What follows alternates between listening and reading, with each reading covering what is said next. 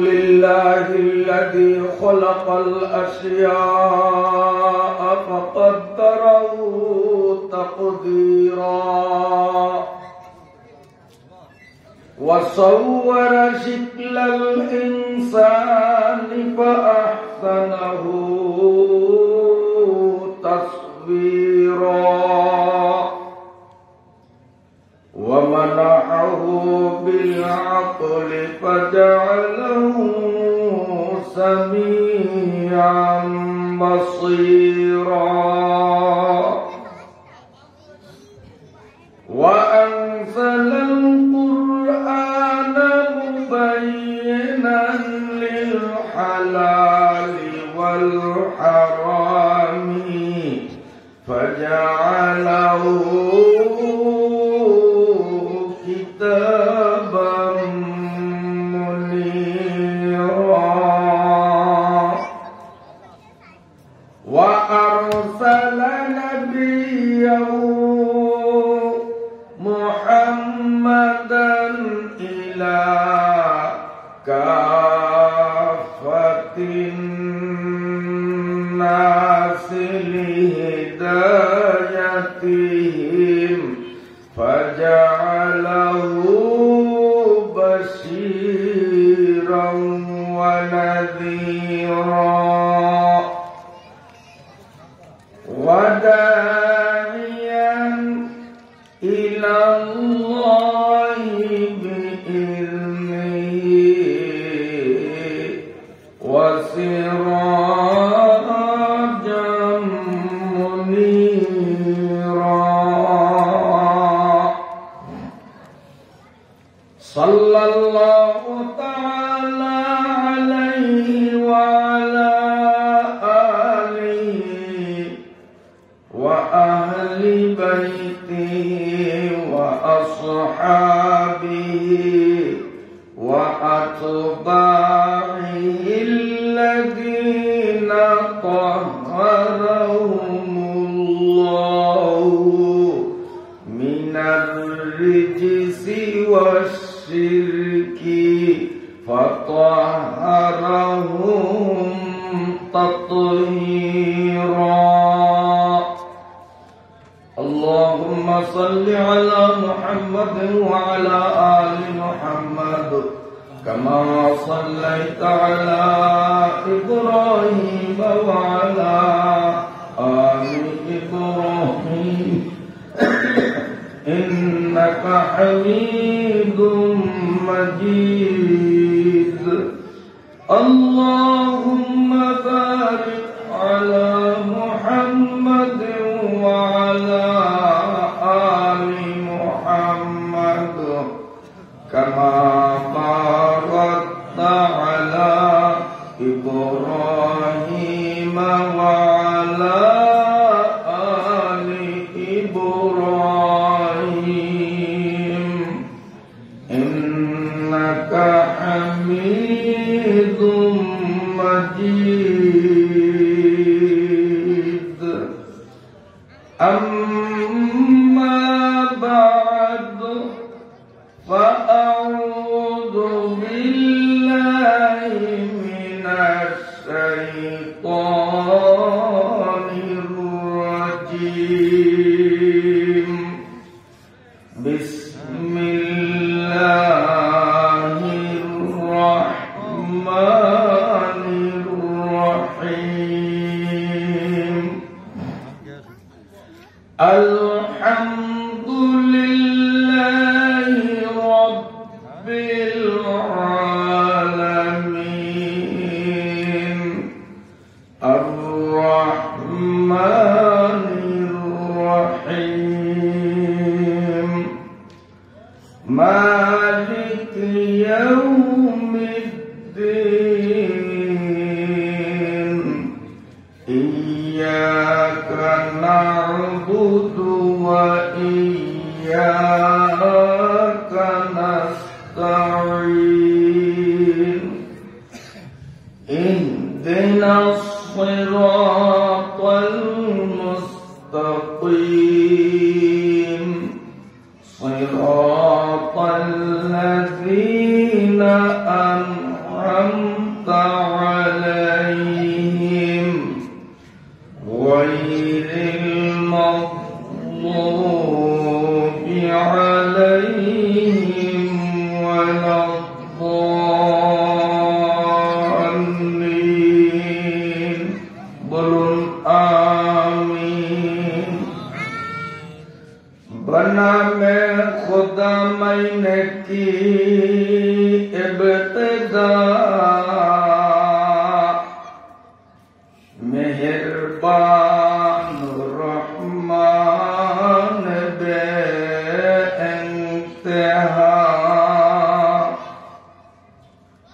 हर एक हम्द साबित बराए खुदा जो है सारे जहां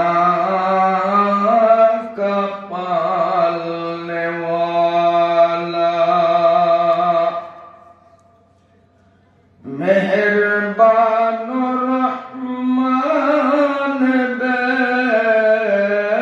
बेइंतहा वो मालिक है रोज जज़ा ओ सजा तेरी इबादत है करते फकत तुझी से है लेते इआनत फकत देखा तो हमेरा रहे मुस्तकीम के जिन पे किया है तू अपना नईम न रह उनकी जिन पे है तेरा गज़ब न राह उनकी जो हो ए गुमराह সকলে বলুন আমিন। বৃহত্তর দ্বীপ জেলার অন্তর্গত পশ্চিম ইলিশা মালের হাট বাজার জামে মসজিদ চত্বরে অত্র মালের হাট যুব তাফসীর কমিটি ও এলাকার ধর্মপ্রাণ সর্বস্তরের মুসলমানদের মহৎ উদ্যোগে সার্বিক সহযোগিতা ও অর্থায়নে মহিয়ান গরিয়ান করুণাময় আল্লাহ রাব্বুল আলামিনের অপরিসীম দয়া ও অনুকম্পার ফলশ্রুতিতে একটানা 2 দিন ব্যাপী আয়োজিত বার্ষিক তাফসীরুল কোরআন মাহফিলের আজ প্রথম দিনের সমাপনী পর্বের শ্রদ্ধাভাজন ও মহতারম সভাপতি অত্র বাজার জামে মসজিদের মান্যবর খতিব সাহেব দামাত বারাকাতুহুল আলিয়া দিগার মুআজ্জাজ মুকাররম ওয়ারাসাতুল আম্বিয়া হযরত উলামায়ে ইকরাম উপস্থিত বয়োজ্যেষ্ঠ পাকাদারিওয়ালা শ্রদ্ধার পাত্র সম্মানিত মুরব্বীগণ ইসলামী আদর্শে অনুপ্রাণিত নিবেদিত প্রাণ সর্বস্তরের সর্ববয়সের সম্মানিত সুধী মণ্ডলী দিনী ভাইরা পর্দার আড়ালের সম্মানিতা আমার মায়েরা বোনেরা ও মেয়েরা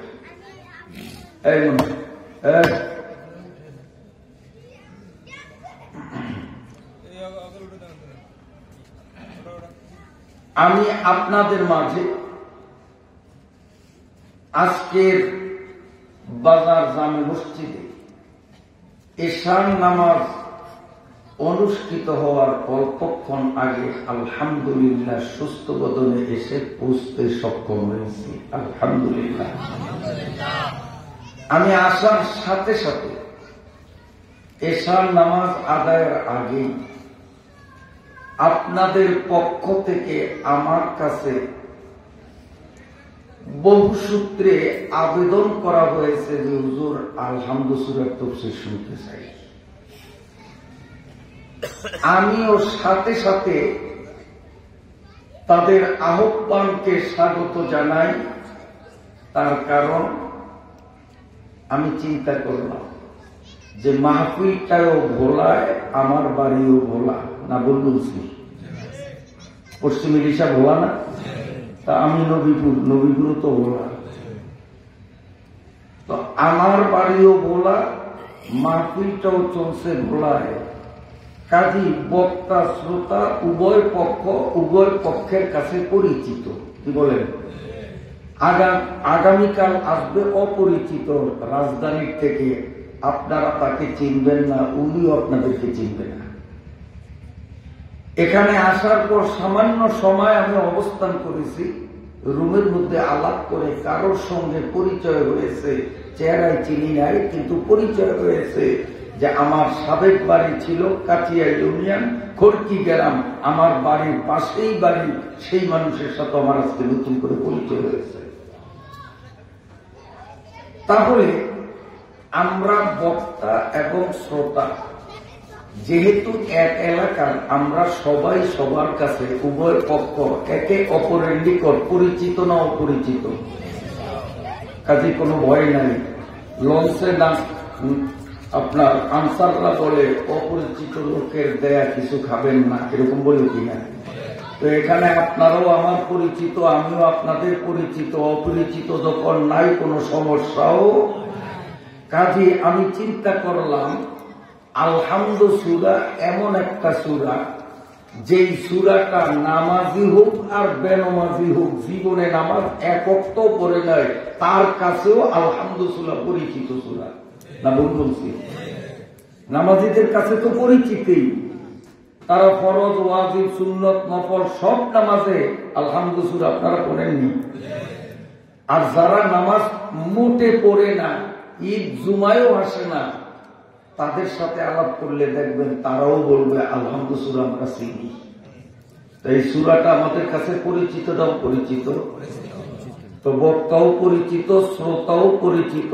আল্লাহর কি মর্জি, আপনাদের পক্ষ থেকে সূরাও নির্বাচন করা হয়েছে, আমাকে বরাদ্দ দেওয়া হয়েছে এমন একটা সূরা, যে সূরাটা আমাদের সবার কাছে পরিচিত। বলুন আলহামদুলিল্লাহ। আল্লাহ তাআলা যদি তৌফিক দান করেন, এই আলহামদু সূরা প্রতিনিয়ত সব নামাজে আমরা পাঠ করি। আলহামদু সূরাতে কি আছে, সূরাটির শাব্দিক অর্থ কি, তৎসঙ্গে এর ব্যাখ্যা বিশ্লেষণ, আল্লাহ কি বার্তা দিয়েছেন এই সূরার মাধ্যমে, প্রতিদিন নামাজে দাঁড়িয়ে আমরা আল্লাহর সাথে কি বলি, আমাদের দেশীয় ভাষায় আমরা বোঝার চেষ্টা করব ইনশাআল্লাহ। এখন তো না বুঝে পড়ি আলহামদুলিল্লাহ রাব্বিল আলামিন আর রহমানির রহিম। আর যদি আমি বুঝি যে আমি এখন কি পড়তেছি, নামাজটা পড়তে আরো মজা লাগবে কিনা আপনারা বলেন? কাজী যে ব্যক্তিবর্গ আমার কাছে আলহামদু সূরার তাফসীর নিয়ে আলোচনা করার অনুরোধ করছেন, আমি মনে করি ওনারা বিষয়টা ভালোই নির্বাচন করছেন। আপনারা একমত কিনা? আজকে আলহামদু সূরার তাফসীর শুনতে রাজি আছি তো ইনশাআল্লাহ। তার আগে একটা কথা, তাফসীর শুরু করার আগে, আল্লাহ পাকের ভালোবাসা পাইতে চাই না চাই না? আল্লাহ পাকের ভালোবাসা, যে আল্লাহ আমাকে ভালোবাসুক, এটা কি আমি চাই? আপনি চান? সবাই চাই। আল্লাহ কিন্তু সবাইকে ভালোবাসবে না, কেবল মাত্র দুই শ্রেণীর মানুষকে আল্লাহ ভালোবাসবেন, হাদিসে কুদসি দ্বারা প্রমাণ সহিহ হাদিস। পোলাপাইনের ডিস্টার্ব করলে কিন্তু কথা বলা মুশকিল হবে। ওদের সরে দেন, তারা দেন, বাচ্চারা মারবেন না, ওরা বুঝে নেই, জ্ঞান হয় না। উঠিয়ে দিয়ে ভুল করছে, এখানে থাকে আমি সাইজ করতাম, আমি ওদিক তাকে কথা বলি, হয়তো উঠিয়ে দিতেন। ও তো কথা বলবো, ওর দাদাও আমার সঙ্গে কথা বলতে পারতো না। কেমনে চুপ করে তো হয় সেই কৌশল ইনশাল্লাহ আমার জানা আছে। এখন বাইরে যাওয়াকে ডিস্টার্ব করি, এখানে পারতো না ইনশাল্লাহ। যাই হোক, আমি আপনাদের কাছে বলতেছিলাম, আমরা সবাই চাই যে আল্লাহ আমাকে ভালোবাসুক, ঠিক আছে নি? একমত? কিন্তু হাদিসে কুদসি দ্বারা প্রমাণ, আমরা চাইলেই কাজ হবে না। আল্লাহ সবাইকে ভালোবাসবেন না, কেবলমাত্র আল্লাহ নিজে বলেছেন হাক্কা আলাইয়া, আল্লাহ বলেন আমার উপরে ওয়াজিব হয়ে গেছে, বাধ্যতামূলক হয়ে গেছে দুই শ্রেণীর মানুষকে মহব্বত করা, এটা আমার জন্য জরুরি। আল্লাহ বলে যে আমার জন্য জরুরি, এই দুই শ্রেণীর মানুষকে আমি ভালোবাসতেই হবে। এখন সেই দুই শ্রেণীর মানুষ কারা? আমি সেই দুই শ্রেণীর কোন এক নম্বরে আছি কিনা? যদি এই নম্বরে অথবা এই নম্বরে থাকি তা আলহামদুলিল্লাহ, আল্লাহ শুকুর যে আল্লাহ আমাকে ভালোবাসেন। আর যদি দেখি যে আমি এখানেও নাই এখানেও নাই, তাহলে আজকেই সিদ্ধান্ত নিতে হবে আমার এই নম্বরে অথবা এই নম্বরে আসতেই হবে, যেহেতু দুনিয়ায় চিরকাল আমি থাকবো না। আর আল্লাহর ভালোবাসা ধন্য হয়, আল্লাহর ভালোবাসায় ধন্য না হয়ে যদি কবরে যাই, তাহলে হাড্ডি গুড্ডিরও রক্ষা হবে না, ঠিক না? ঠিক। কয় শ্রেণীর মানুষকে আল্লাহ ভালোবাসবেন? দুই শ্রেণী। শুধু ভালোবাসবেন না, ভালোবাসা আল্লাহর জন্য জরুরি। এক নম্বর, আল মুতাহাব্বিনা ফিল্লাহ, যে দুইজন একে অপরকে দুনিয়ার কোন স্বার্থে নয়, একমাত্র আল্লাহর সন্তুষ্টির উদ্দেশ্যে ইনি এনারে ভালোবাসে, ইনি এনারে ভালোবাসে। আল্লাহ পাক বলেন আমিও তোদের দুজনকে ভালোবাসি। এখন আসেন, আমার বাড়ি রাজধানীতে না, ঢাকায় না, চিটাগাং না, আউট জেলায় না, ভোলার মানুষ, ভোলার সন্তান। আপনারাও ভোলার মানুষ। হায়ের করে আমাকে রাজধানীর থেকে আনেন নাই, ভোলার থেকেই আনছেন। কেন আনছেন? আমার প্রতি আপনাদের মনের একটা মহাব্বত আছে, তাই বলেই তো আমাকে দাওয়াত দিয়েছেন। কথা ঠিক না ঠিক? আমাকে আপনারা যে মহাব্বত করছেন, এই মহাব্বতের মধ্যে কোন দুনিয়াবি স্বার্থ আছে? যে হুজুরে ওয়াজ শেষ কইরা যাওয়ার সময় আমাদের প্রত্যেক শ্রোতার হাতে 500 টাকার একটা নোট দিবে, এই টাকার লোভে কইরে আসছেন না মহব্বতের কারণে আসছেন? আর আমি অসুস্থ মানুষ, গলার আওয়াজেই বুঝতেছেন, আওয়াজ স্পষ্ট, কথা বলতে কষ্ট, লাংসে আঘাত লাগে, তারপরেও আমি কথা বলতে আসছি। কেন? যে আল্লাহর একদম বন্দারা আমাকে যখন মহাব্বত করছে, আমিও আল্লাহ পাকের ওই বন্দাদের প্রতি মহাব্বতের সমর্থন জানিয়ে যতই কষ্ট হোক, জুবান যতক্ষণ চলে আল্লাহর কোরআনের কথা তাদের সামনে বলবো। আমিও এখানে আসছি আল্লাহকে সন্তুষ্ট করার জন্য, আপনাদের ভালোবেসে, আর আপনারাও আমাকে এনেছেন আল্লাহকে ভালোবেসে।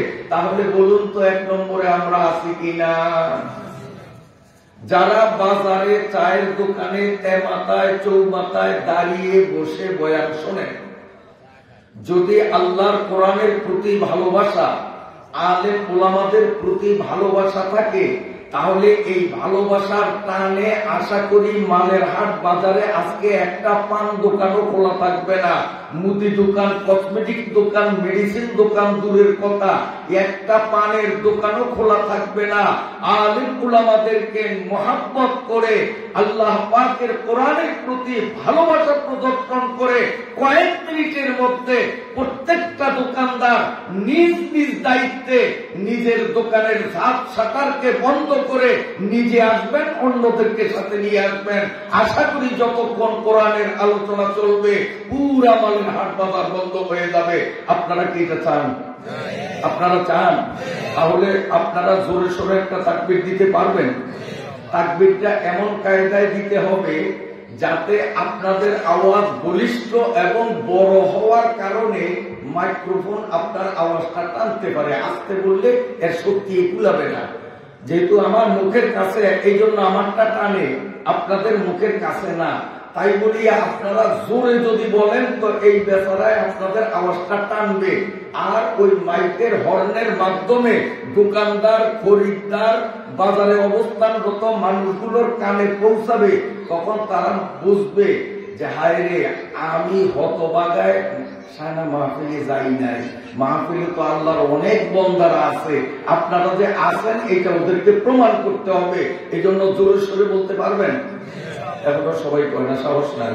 কারণ চারিদিক থাকে দেখে যে হুজুর দেহি কানি মানি গ্লাস তো দেখি না।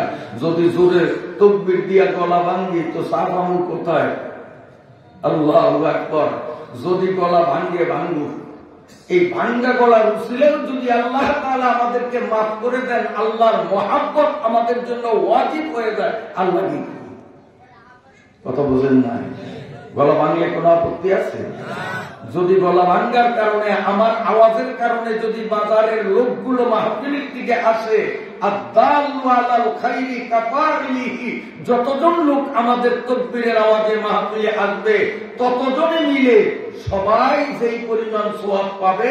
এখন আমরা যারা তাকবীর দিব এক একজনে ওদের সমপরিমাণ সওয়াব পাবো ইনশাআল্লাহ। এজন্য জোরে বলার সাহস আসেনি? গলা ভাঙলে ভাঙবো। নির্বাচন কবে হয় বলা যায় না, বহু দূরে। আওয়াজ জমায় রাখেন না যে হুজুর আবার নির্বাচনী স্লোগানে তো চিল্লান লাগবে, এখন যদি সব শেষ করি। না, দেরি আছে, এত সকালে না, যা বুঝছি তা না। এই জন্য আওয়াজ জমায় রাখা লাগবে না। ভেতরের সমস্ত আওয়াজগুলো কণ্ঠনালীর গোড়ায় এনে একত্রিত করে, আকাশ বাতাস মুখরিত করে এমন উচ্চ স্বরে আওয়াজ তুলতে হবে আমাদের আল্লাহু আকবারের ধ্বনিতে। বাজারের প্রতিটা মুসলমান যেন আল্লাহর কোরআনের মাহফিলের দিকে পঙ্গপালের মতো লাফিয়ে লাফিয়ে আসতে বাধ্য হয়। আমাদের তাকবীরের আওয়াজে প্রভাবিত হয়ে মানের বাজারের প্রতিটি দোকানের ঝাপ সাঁটার যেন বন্ধ হয়ে যায়, এমন একটা আওয়াজ তুলতে পারবেন ইনশাআল্লাহ? তারা যাবে ইনশাআল্লাহ? নারে তাকবীর! আরো জোরে বলতে হবে নারে তাকবীর! আল্লাহ কয় শ্রেণীর মানুষকে মহব্বত করেন? আল্লাহর বদলে এক শ্রেণীতে আছে। কারণ আমিও আল্লাহর সন্তুষ্টির জন্য আপনাদের ভালোবাসি, তাই আসছি। আর আপনারাও আমাকে মহব্বত করেন, তাই আসছেন। বাজারে যারা আছেন, যদি আল্লাহর ভালোবাসায় নিজেকে ধন্য বানাতে চান, দ্বিতীয়বার আমাকে দিয়ে আর বলাবেন না। মেহেরবানি করে অনতি বিলম্বে আপনারাও এখানে চলে আসুন। আল্লাহ পাক নিজে বলেছেন, হাক্কাত আলাইয়া মহাব্বতি। আল্লাহ বলেন এই দুই শ্রেণীর মানুষকে মহাব্বত করা আমি আল্লাহর উপরে ওয়াজিব, আমার জন্য বাধ্যতামূলক হয়ে যায়। ওই মানুষগুলোকে মহাব্বত করা, এক নম্বর যারা একে অপরকে আল্লাহর ওয়াস্তে মহাব্বত করে। সুবহানাল্লাহ। আরেক শ্রেণী বাদ আছে, এটা কমনে থাকবে বলতাম। সেটা হলো কোন মানুষ আপনার পরিচিত বিদেশ থাকে, আছে না এলাকার অনেক মানুষ, সৌদি আরব থাকে, আমেরিকা থাকে, ৫-৭ বছর পরে দেশে আসছে। আপনি শুনছেন যে অমুকের পোলায় আসছে। আপনি যদি মনে মনে এই নিয়ত করেন যে আল্লাহর এক বান্দা, আমাদের গ্রামের এক ব্যক্তি এতদিন পরে যখন দেশে আসছে, আমিও মুসলমান, সেও মুসলমান, এই মুসলমানের নুরানি চেহারাটা বহুদিন দুনিয়া দেখতে পারি নাই, আমি আল্লাহকে খুশি করার জন্য ওই লোকটার সাথে একটু সাক্ষাতে যাব। এই নিয়ত করে যখন আপনি তার বাড়িতে রওনা দিবেন, আল্লাহ পাকের ফেরেশতারা আপনাকে বলবে যে তুমি যে রওনা দিয়েছ, এখনো যার সাথে সাক্ষাতের জন্য রওনা দিয়েছ তার বাড়ি গিয়ে পৌঁছতে সক্ষম হওনি, তুমি সবে মাত্র রওনা দিলা। আমি ফেরেশতা ঘোষণা দিলাম, আল্লাহ তাআলা তোমাকেও মহব্বত করেন, যার সাথে দেখা করতে যাবে আল্লাহ তোমার কারণে তাকেও মহব্বত করেন। দুজনকে আল্লাহ তাআলা নিজের বন্ধুর কাতারে বরণ করে নিয়েছেন। কোন মুসলমান অসুস্থ, আপনি শুনলেন অমুকে অসুস্থ, মানুষটা অসুস্থ, এক নজর দেখা উচিত, উচিত কিনা? উচিত কিনা? এখন এই অসুস্থ মানুষটাকে দেখার নিয়তে যখন রওনা দিবেন, দুইটা ফজিলত। একটা ফজিলত ৭০,০০০ ফেরেশতা আপনার জন্য সারাদিন দোয়ায় মগ্ন থাকবে, এক নম্বর। ২ নম্বর, আপনি অসুস্থ ব্যক্তিকে দেখার জন্য গেলেন, এই জন্য আল্লাহ তাআলা আপনার জন্য জান্নাতের স্বর্ণের ইটের তৈরি একটা বিল্ডিং রেজিস্ট্রি করে দিবেন। ৩ নম্বর, যে আপনি অসুস্থ মানুষটাকে এক নজর দেখতে যান, উদ্দেশ্য যে আল্লাহ খুশি হবে, আল্লাহকে খুশি করার জন্য, যে তার কাছে গেলে কিছু পাবো, একটু আপ্যায়ন করবে, মেহমানদারি করবে, এই নিয়ত না, যে আল্লাহকে খুশি করব, এই নিয়ত যদি রোগী দেখতে যান, তো ৩ নম্বর সুসংবাদ হবে, আল্লাহ বলবেন, আল্লাহর ফেরেশতা বলবেন, ও আল্লাহর বান্দা, তুমি রোগীর কাছে যাওয়ার আগে আগে আল্লাহ তোমাকে বন্ধুর কাতারে দৃষ্টিভুক্ত করছেন, যেই রোগী তুমি দেখতে চাও ওই রোগীরও আল্লাহ তাআলা নিজের বন্ধুদের অন্তর্ভুক্ত করছেন। আলহামদুলিল্লাহ, ময়দানে যারা আমরা আছি, ১ নম্বরে তো আমরা আছি, বলুন আলহামদুলিল্লাহ। কারণ এখানে আমরা পারস্পরিক আল্লাহর খুশি, আল্লাহকে খুশি করার জন্যই তো বক্তা শ্রোতারে মহব্বত করিয়া, শ্রোতা বক্তারে মহব্বত করিয়া আসছি। এখানে দুনিয়াবি কোনো স্বার্থ নাই। তাহলে ১ নম্বরে আমরা আছি কি নাই? আছি কি নাই? এই জন্য আল্লাহর শুকরিয়া আদায় করা উচিত না? জোরে সোরে বলি আলহামদুলিল্লাহ।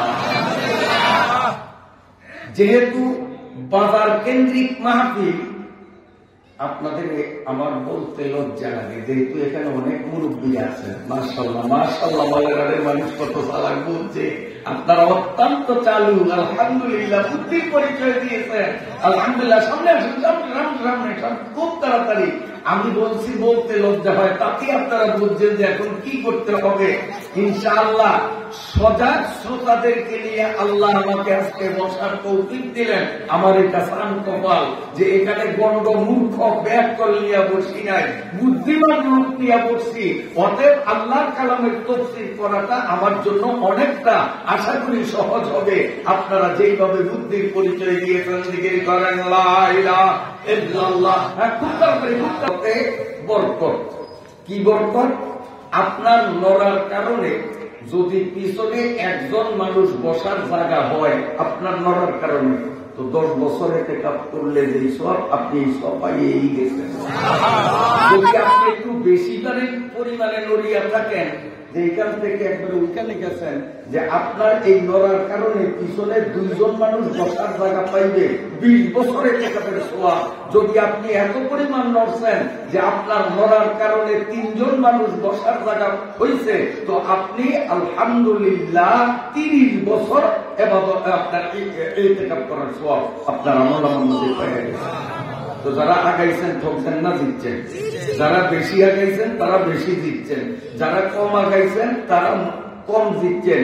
যারা খালি আশেপাশে তাকাইছেন, উনি আগাক আমি আমার জায়গায় থাকি, তাদের বোনাস আমার নবীর পক্ষ থেকে আমি দিতে পারি, এটা আমি দুঃখিত।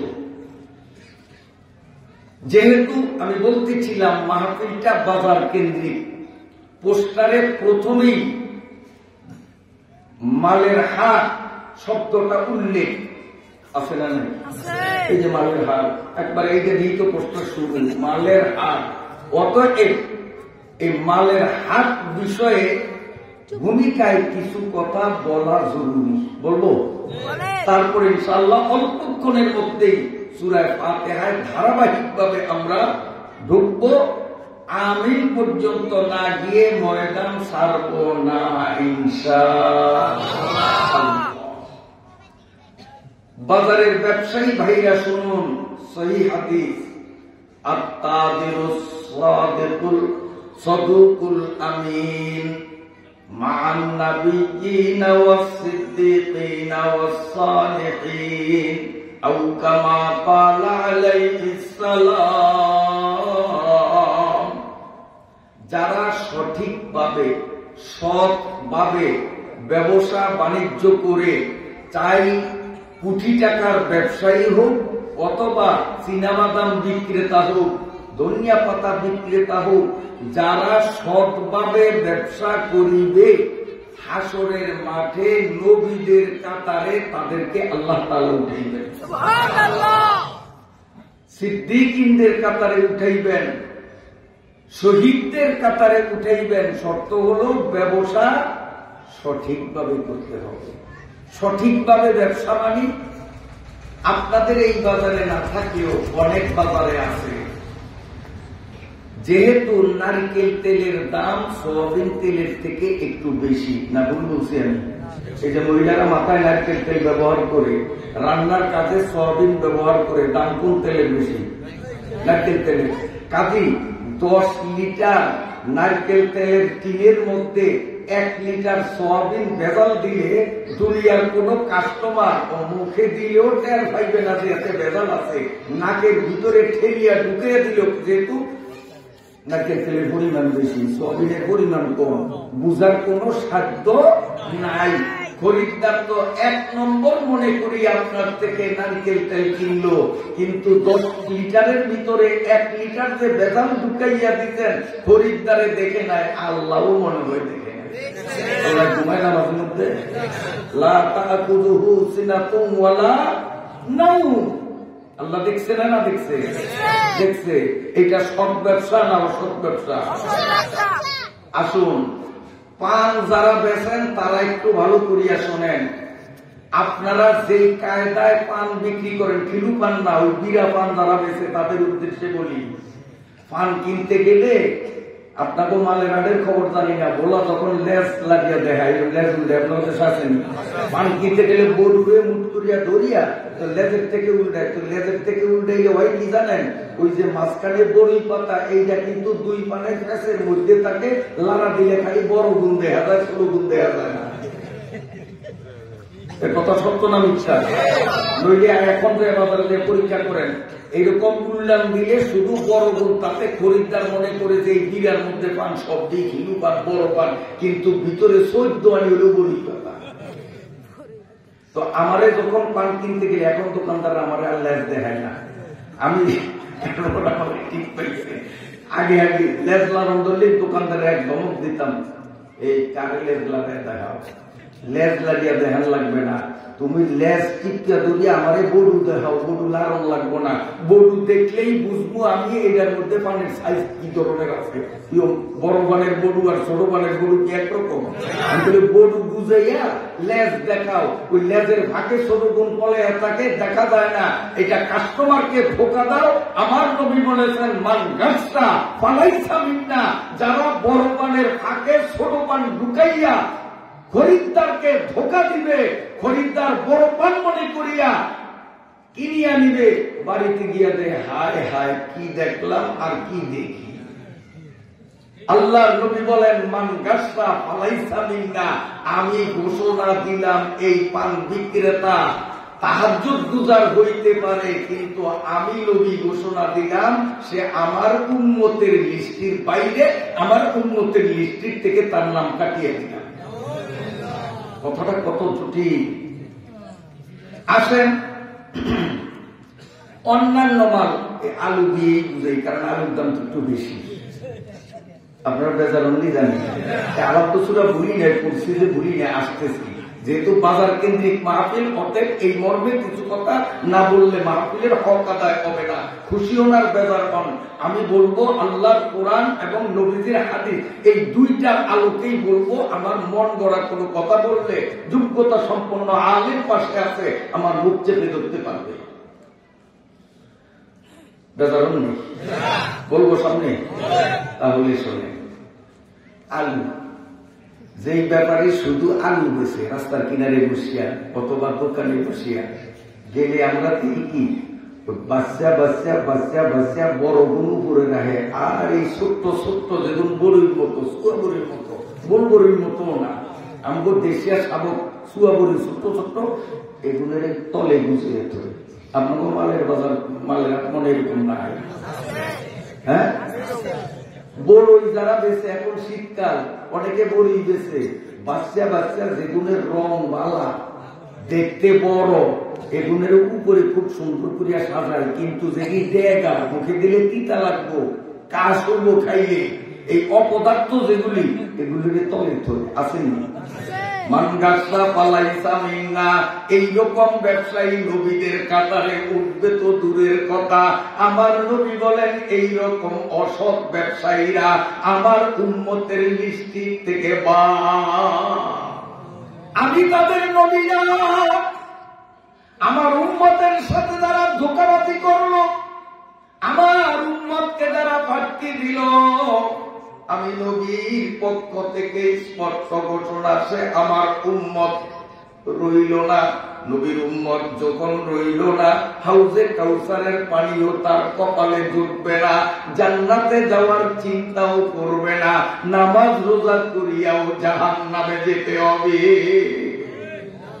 এই জন্য পান ব্যাপারীরা এত সোজা কাজ করতে পারেন, ওনারা বেজা দিতে পারেন, এই জন্য একটু ক্লিয়ার করি।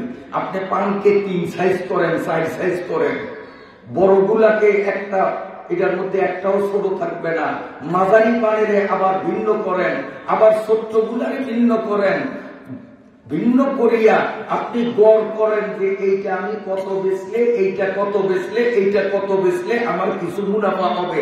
আপনারা পর্তা করবেন, পর্তা করিয়া এইটা বেচবেন 200 টাকা বিঘা, এইটা কিনবেন 150 টাকা বিঘা, এইটা বেচবেন 70 টাকা বিঘা।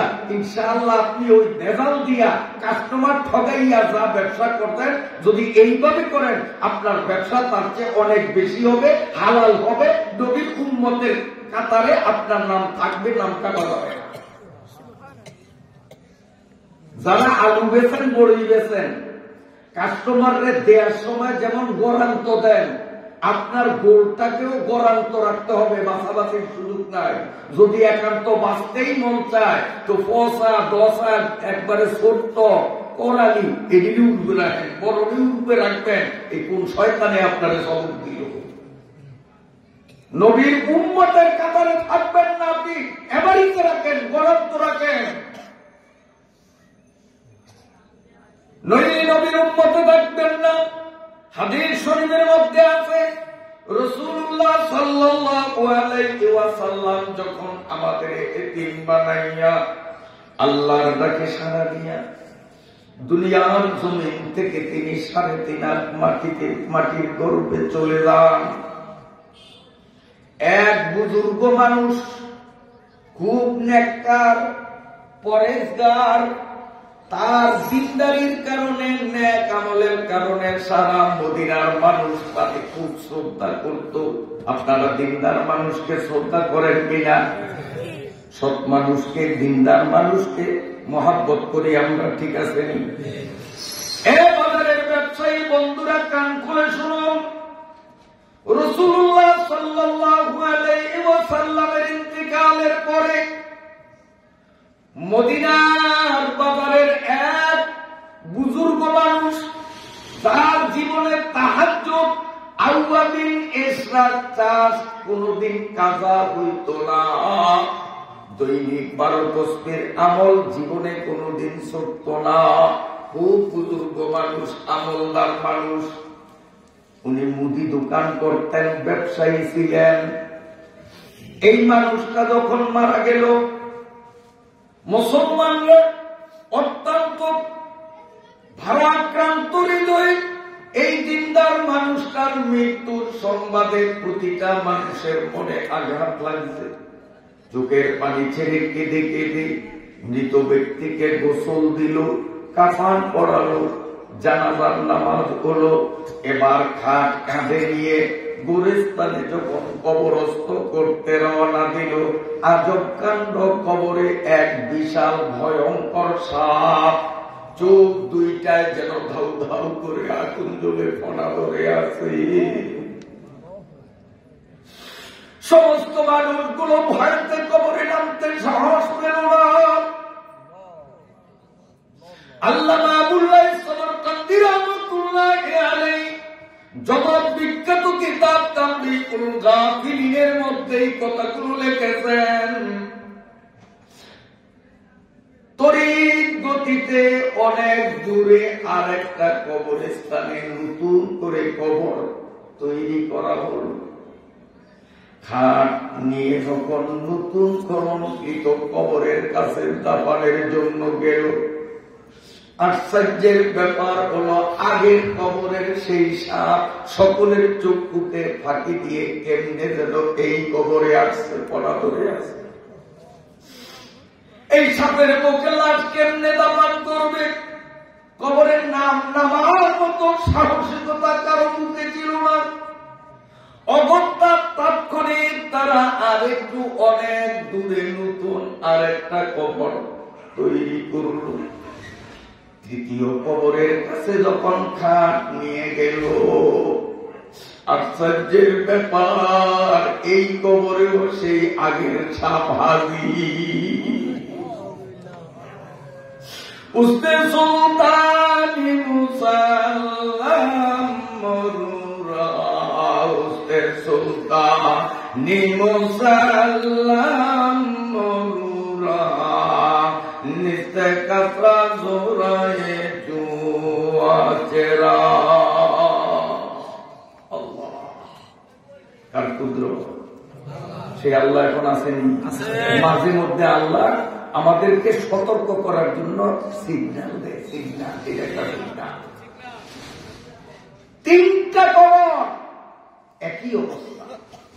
সমস্ত সাহাবায়ে কেরাম দুই চোখের পানি দিয়ে বক্ষদের সিক্ত বিসিক্ত বানিয়ে ক্রন্দনরত অবস্থায় নবীজির বিশিষ্ট সাহাবী, বিজ্ঞ সাহাবী হযরতে আনাস ইবনে মালিক রাদিয়াল্লাহু তাআলা আনহু, বুজুর্গ সাহাবী, বড় মাপের সাহাবী, লোকজন দৌড়াইয়া গেলেন, হুজুর এই অবস্থা লাশ কি করি?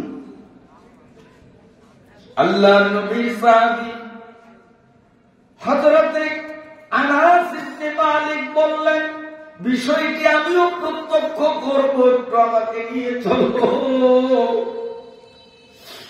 লোকজনদের সাথে আল্লাহর নবীর বিশিষ্ট সাহাবী আনাস ইবনে মালিক তিনিও গেলেন। তিনিও দেখলেন কবরের মধ্যে এক বিশাল সাপ তার দেহটাকে মুড়াইয়া মাথাটাকে উঁচু করে এমন কর্কট চক্ষু দিয়ে আমাদের দিকে তাকাইতেছে, মনে হয় যেন তার চোখ দুটার মধ্যে ধাউ ধাউ করে আগুন জ্বলছে। হযরত আনাস ইবনে মালিক রাদিয়াল্লাহু তাআলা সিদ্ধান্ত দিলেন, লাশ এখানে থাক, চলো আমরা লাশের বাড়িতে যাই, আমরা তার স্ত্রীর থেকে তার চরিত্রের খবরটা নেই। কেন তার উপরে আজকে এমন গজব নেমে আসলো? যেখানেই কবর সেখানেই সাপ, যেখানেই কবর সেখানেই সাপ। স্ত্রীর চরিত্র স্বামী ভালো জানে, স্বামীর চরিত্র স্ত্রী ভালো জানে। কথা ঠিক কিনা? চলো আমরা তার স্ত্রীর থেকে তথ্য নেই। মানুষগুলো কাঁদতে কাঁদতে স্ত্রীর কাছে গেল। আনাস ইবনে মালিক রাদিয়াল্লাহু তাআলা নিজে জিজ্ঞেস করলেন, ও আল্লাহর ওলির স্ত্রী, তোমার স্বামীর চরিত্রটা কেমন, একটু কি বলবে? স্ত্রী ভিতর থেকে কান্না কান্না কণ্ঠে বলে, হুজুর, মদিনার প্রতিটি মানুষ জানে আমার স্বামীর মতো আমলদার, পরহেজগার, বুজুর্গ, আল্লাহওয়ালা মানুষ দ্বিতীয় আর কেউ না। আনাস ইবনে মালিক রাদিয়াল্লাহু তাআলা বলেন, এই বিষয়টা তো আমরা জানি, কিন্তু তার এই দশা কেন? নিশ্চয়ই তার কোন বিশেষ ত্রুটি আছে, যেটি স্ত্রী হিসাবে তুমি জানো, আমরা জানি না। স্ত্রী বলে, হুজুর, সত্যকে আর গোপন করব না, আমার স্বামী একজন মুদি দোকানদার ছিলেন। ওনার দোকানে আটার 2 ধরনের বস্তা। 1 নম্বর আটা বেশি দাম যার, 2 নম্বর আটা কম দামা, 2টা বস্তা থাকতো। আমাদের ফ্যামিলিতে দৈনিক 1 কেজি আটা লাগতো। আমার স্বামী 1 নম্বর আটার বস্তার থেকে 1 কেজি আটা নিয়ে আমাকে রান্না করতে দিত, রুটি বানাতে দিত। আর 2 নম্বর বস্তার থেকে 1 কেজি 1 নম্বর আটার সাথে মিশাইয়া দিত। মনে করেন 2.5 মণ আটার মধ্যে 1 কেজি ভেজাল দিলে ধরার কোন সাধ্য কি আছে? ধরা যায়? 2.5 মণ অবস্থা, সবটা ভরা, খালি 1 কেজি এখান থেকে উঠাইয়া ওইখান থেকে 1 কেজি বাস এইটাকে মিশাইয়া দিল। এই 2 নম্বর মাল 1 নম্বরের মধ্যে 2.5 মণে মাত্র 1 কেজি। 2.5 মণ ভালো মালের সাথে 1 কেজি ভেজাল দেওয়ার কারণে আজকে লোকটার এই অবস্থা। ও মালেরাটের আমার ব্যবসায়ী বন্ধুরা, এত বড় বুজুর্গ কাস্টমারের সাথে প্রতারণা করা, মালে ভেজাল দেওয়ার কারণে এত বড় বুজুর্গের কবরে যদি সাপ আসে, আমরা তো বুজুর্গের বউ পর্যন্ত হইতে পারি নাই, ঠিক কিনা? তাহলে আমাদের কবরের অবস্থা কেমন হবে? আল্লাহ পাক বলেন, উম্মতরা রে, কবরের মধ্যে আল্লাহ আযাবের জন্য যেই সাপ মোতায়েন করবেন, এই সাপগুলো যদি তার নাক দিয়া 1 সেকেন্ড সময়ের জন্য পৃথিবীর দিকে একটু নিঃশ্বাস ছাড়িয়া দিত, সাপের নাকের নিঃসৃত একটুখানি নিঃশ্বাস এত বড় বিষাক্ত, আসমানের পাখিগুলো বিশ্বে মরিয়া যাইত। মানুষ, গরু, ছাগল, এমনকি মাটির ভিতরে লুকাইত পোকামাকড়গুলো মরিয়া যাইত। এই সাপ এত বড় বিষধর, এত বড় বিষাক্ত, পৃথিবীর যে কোনো অঞ্চল থেকে যদি একটু নিঃশ্বাস ছাড়ত, গোটা পৃথিবীর সমস্ত প্রাণী, পশু পক্ষী সব মরিয়া যাইত, গাছ গাছালি উদ্ভিদ গুলো সব চলিয়া যাইত। এই বিষাক্ত সাপ নাফরমানদের কবরের মধ্যে যখন সারাদিন কামড় মারতে থাকবে, আল্লাহ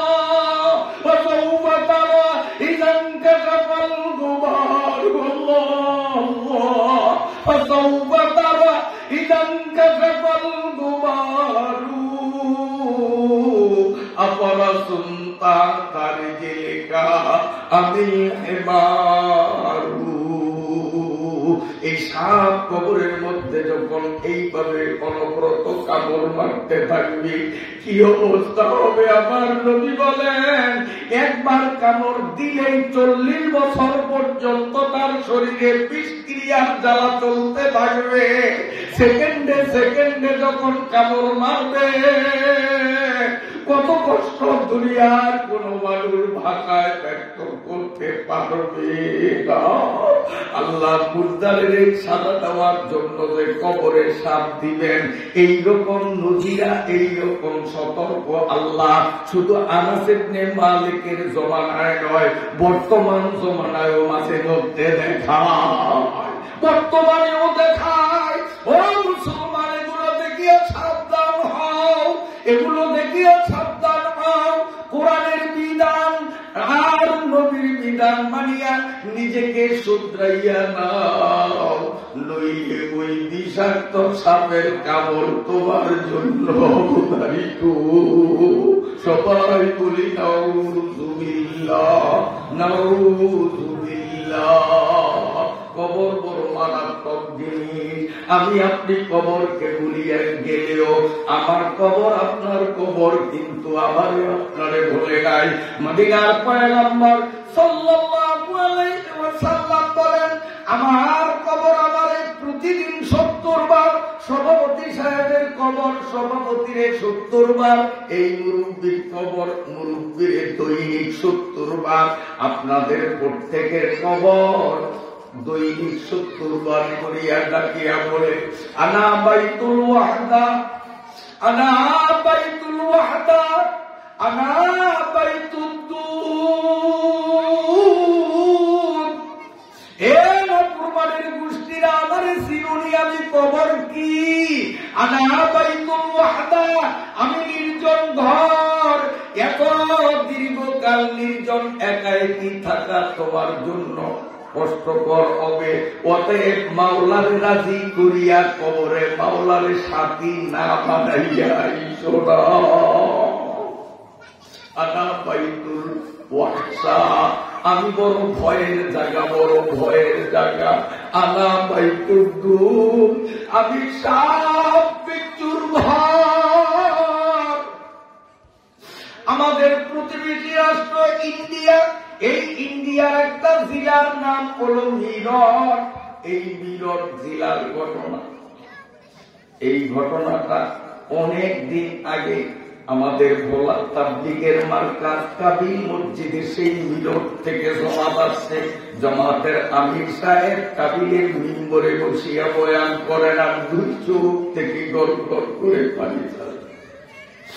আমির সাহেব বলেন, ও বাংলাদেশি মুসলমান ভাইরা আমার, আমাদের মিরটে দুইটা ছেলে গরুরে ঘাস খাওয়ানোর জন্য পাহাড়ের পাদদেশে গরু ছেড়ে দিতে। দুইটা ছেলে খেলাধুলা করতেছে, পাশেই ছিল একটা পুরাতন কবর। ওরা লক্ষ্য করে দেখলো পুরাতন কবরটা লম্বা লম্বি ভাবে আড়াআড়ি ফাটা। উকি মেরে ভিতরে তাকিয়ে দেখলো ইঁদুরের মতো আকারে ছোট্ট, কিন্তু বড় ভয়ানক। দেখার সাথে সাথে তাদের কলিজা কাঁপিয়া উঠল। একটা ছেলে সাহস করিয়া ছোট্ট একটা পাথর নিয়া ওই ফাটল পথ দিয়া যখন ওই প্রাণীটার মাথায় মারল, আমির সাহেব দুই চোখের পানি ছাড়িয়া বলেন, তখন ওই বিষাক্ত অদ্ভুত আকৃতির প্রাণীটা এক লাফে কবরের উপরে উঠিয়া ছেলে দুইটারে ধাওয়া শুরু করছে। ছেলে দুইটা প্রাণ বাঁচাবার তাকিদে জোরে সোরে দৌড়ায়। অনেক দূর যাইয়া দুইটা দুই দিকে গেল, একটা এই দিকে আরেকটা ওই দিকে।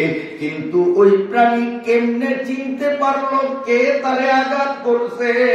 যে আঘাত করছে প্রাণীটা তাকে ধাওয়া করতে করতে করতে করতে এমন এক জায়গায় নিয়ে গেছে, সামনে একটা পুকুর। এই পুকুরে পানি ছিল মাত্র হাঁটু পরিমাণ, মাত্র হাঁটু পরিমাণ পানি। গরমের দিন, শুকনার দিন, পুকুর ছিল খালি। ওই ছেলেটা দেখলো বাঁচার কোন উপায় নাই, সুই সুই পায়ে যেন কামড় মারবে মারবে, প্রাণীটা এত কাছে আইসা গেছে। এবার সে জীবন বাঁচাবার জন্য একটা লাফ দিয়া যখন পুকুরের মধ্যে নামলো, পানির ভিতর দিয়া তরি গড়ি করিয়া ওপারে উঠল। অপারে উঠিয়া পিছনের দিকে তাকাইয়া দেখে ওই প্রাণীটা পানিতে নামে নাই, শুধুমাত্র তার জিহ্বাটা এইভাবে পানিতে একটু সোয়াইয়া দিয়েছে।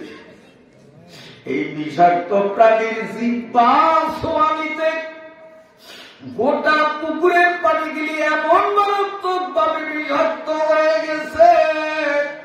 ওই ছেলেটা পুকুরের অপার থেকে যখন উঠল, শরীরের যেই পরিমাণ অংশ পানি লাগছে ওই পরিমাণ অংশের গোস্ত গুলো মবের মতো গলে গলে পড়তে আরম্ভ করে। দুই উপায়ের গোস্ত গুলো মবের মতো গলিয়া গলিয়া পড়ছে। বিষের যন্ত্রণায় চিল্লাইতে চিল্লাইতে বাড়িতে গেছে, কিন্তু কোন ডাক্তার, কবিরাজ, খনকার, ওঝা, বৌদ্ধ কেউ তারে বাঁচাইতে পারে না।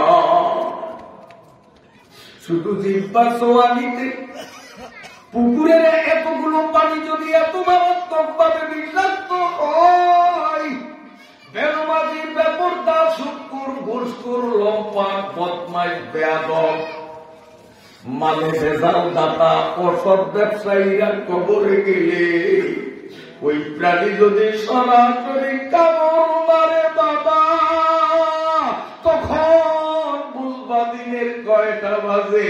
আফসোস করিয়া হাত চাবাইয়া খাইলেও কাজ হবে না।